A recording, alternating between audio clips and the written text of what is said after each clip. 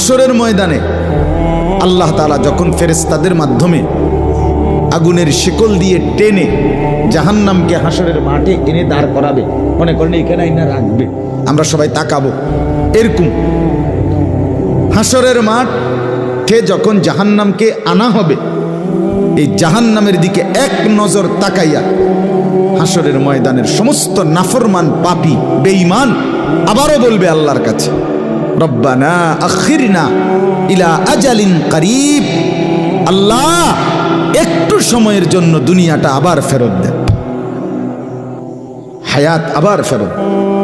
সময়গুলো আরেকবার দেন, আরেকটু সময় দেন, নুজিব দাওয়াতাক, আপনার সব কথা তখন মেনে নেব, ওয়ানাত্তাবিউর রুসুল, আপনার রসুলদের আনুগত্য করব। আল্লাহ বলবেন না, না বান্দা, এখান থেকে কাউকে আর ফেরত দেওয়া